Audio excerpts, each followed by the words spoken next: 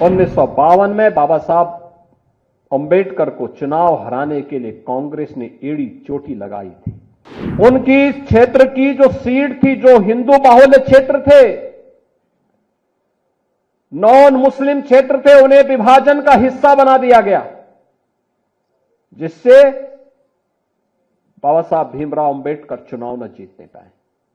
अपने नेताओं के बड़े बड़े स्मारक कांग्रेस ने बनाए, लेकिन बाबा साहब भीमराव अंबेडकर का एक भी स्मारक नहीं बनने दिया। कांग्रेस ने तो बाबा साहब को षड्यंत्र से चुनाव हराने वाले व्यक्ति को 1970 में पद्म पुरस्कार से सम्मानित किया था कांग्रेस ने। ये राहुल गांधी किस मुंह से संविधान लेकर के घूम करके जनता को बेवकूफ बनाने का काम कर रहे हैं। 1952 में बाबा साहब अंबेडकर को चुनाव हराने के लिए कांग्रेस ने एड़ी चोटी लगाई थी। उन्हें चुनाव में परास्त करवाने का काम किया। बाबा साहब भीमराव अंबेडकर 1946 में संविधान सभा के सदस्य न बने, इसके लिए षड्यंत्र किए गए।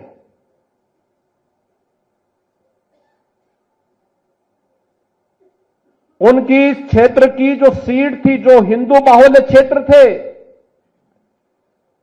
नॉन मुस्लिम क्षेत्र थे, उन्हें विभाजन का हिस्सा बना दिया गया, जिससे बाबा साहब भीमराव अंबेडकर चुनाव न जीतने पाए।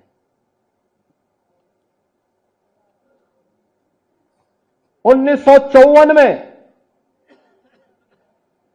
उपचुनाव में बाबा साहब भीमराव अंबेडकर ने फिर से मुंबई से चुनाव लड़ने की कोशिश की। कांग्रेस ने उनके सहायक को तोड़ दिया और उसी को बाबा साहब भीमराव अंबेडकर के खिलाफ लड़ाने का काम किया, उन्हें परास्त करने का काम किया।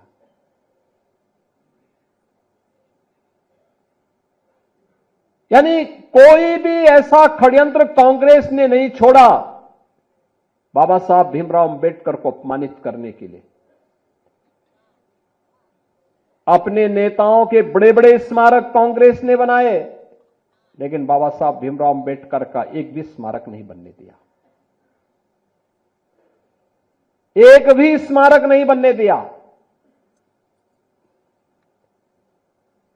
यहां तक कि मऊ मध्य प्रदेश में, जहां पर बाबा साहब भीमराव अंबेडकर ने जन्म लिया था, मऊ छावनी, कांग्रेस ने नहीं बनने दिया। कांग्रेस की सरकारें थी, नहीं बनने दिया।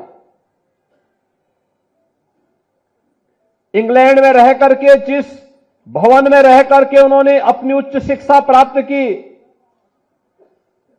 उस भवन को कभी भी भारत सरकार खरीदे और बाबा साहब भीमराव अंबेडकर का स्मारक बने, कांग्रेस ने नहीं किया। दिल्ली में रह करके जिस भवन में उन्होंने अपनी अंतिम श्वास ली, उस भवन को स्मारक बनाने की मांग हो रही थी 1956 से ही। 9 अलीपुर मार्ग दिल्ली का नहीं बनने दिया कांग्रेस ने। नागपुर में जहां उन्होंने दीक्षा ली, वहां पर बाबा साहब भीमराव अंबेडकर का स्मारक बने, कांग्रेस ने नहीं बनने दिया। जहां उनका अंतिम संस्कार बना हुआ था मुंबई के चैत्य भूमि में, वहां स्मारक बने, कांग्रेस ने नहीं बनने दिया। बहनों और भाइयों, बाबा साहब भीमराव अंबेडकर के इन 5 स्थानों पर 5 अंतर्राष्ट्रीय स्मारक बनाने का काम अगर किसी ने किया है तो ये भारतीय जनता पार्टी ने किया है, प्रधानमंत्री मोदी जी ने किया है। मऊ छावनी मध्य प्रदेश में भारतीय जनता पार्टी के मुख्यमंत्री श्री सुंदरलाल पटवा थे। उन्होंने उस स्मारक का शुभारंभ किया था। प्रधानमंत्री उस समय अटल बिहारी वाजपेयी जी जब बने, उन्होंने उसका लोकार्पण किया। मोदी जी उस कार्यक्रम में वहां गए।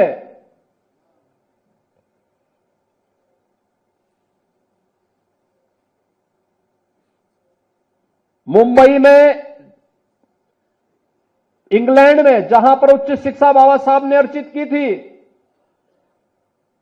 उस भवन को ब्रिटिश सरकार बेच रही थी। प्रधानमंत्री मोदी जी की प्रेरणा से महाराष्ट्र की भारतीय जनता पार्टी की सरकार ने उस भवन को खरीदा।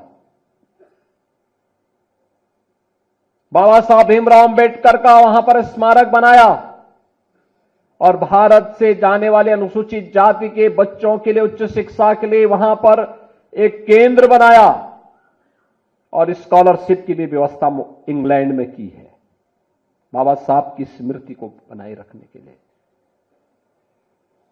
दिल्ली के अलीपुर मार्ग के उस भवन को खरीदकर उस भवन में बाबा साहब भीमराव अंबेडकर का स्मारक बनाने का काम, उसको स्वीकृति दी थी पूर्व प्रधानमंत्री चंद्रशेखर जी ने, और उस कार्य को क्या भारतीय जनता पार्टी ने, आप इंटरनेशनल सेंटर दिल्ली का आप देखेंगे, बाबा साहब भीमराव अंबेडकर का दिल्ली में बना है। मुंबई का, नागपुर का दीक्षा भूमि, बाबा साहब भीमराव अंबेडकर का भव्य स्मारक, और मुंबई का चैत्य भूमि, ये बाबा साहब का भव्य भूमि। यह भी पंचतीर्थ जो ये बने हैं, ये प्रधानमंत्री मोदी जी की प्रेरणा से बने हैं। कांग्रेस ने तो बाबा साहब को षड्यंत्र से चुनाव हराने वाले व्यक्ति को 1970 में पद्म पुरस्कार से सम्मानित किया था कांग्रेस ने। ये राहुल गांधी किस मुंह से संविधान लेकर के घूम करके जनता को बेवकूफ बनाने का काम कर रहे हैं। किसी भी संविधान की आत्मा उसका प्रियम्बल होता है, प्रस्तावना होती है। और याद रखना, बाबा साहब भीमराव अंबेडकर ने 26 नवंबर 1949 को जो संविधान का ड्राफ्ट तैयार किया था, जो संविधान भारत की संविधान सभा को सौंपा था, उस संविधान सभा में प्रस्तावना में 2 शब्द नहीं थे, सेकुलर शब्द भी नहीं था और सोशलिस्ट शब्द भी नहीं था। कांग्रेस ने अपने हित के, अपने स्वार्थ के लिए, जब इस देश के अंदर इमरजेंसी लागू की गई थी, आपातकाल के दौरान कांग्रेस ने 2 शब्द रात के अंधेरे में डाल करके बाबा साहब भीमराव अंबेडकर का अपमान करने का काम किया था। कांग्रेस ने लगातार कोई ऐसा अवसर नहीं छोड़ा जो भारत के संविधान के गले को घोंटने के समान थे। हर अवसर पर संशोधन पे संशोधन, संशोधन पे संशोधन करती रही। अनुसूचित जाति को उसका अधिकार मिले, अनुसूचित जनजाति को उसका अधिकार मिले, पिछड़ी जाति के लोगों को उसका अधिकार मिले, कभी यह प्रयास नहीं किया। हम पूछना चाहते हैं कांग्रेस के लोगों से, समाजवादी पार्टी के लोगों से, कि आखिर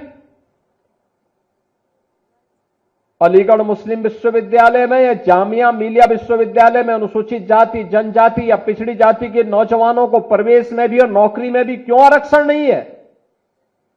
क्यों नहीं इन्होंने इसके लिए वहां प्रावधान किया? जो भारत के पैसे से चलने वाला हो, हर उस संस्थान में अनुसूचित जाति, जनजाति और पिछड़ी जाति के नौजवानों के लिए भी प्रवेश में भी और नौकरी में भी आरक्षण की व्यवस्था होनी चाहिए। लेकिन वहां पर नहीं है, वहां पर नहीं बोलते ये लोग, मौन हो जाते हैं।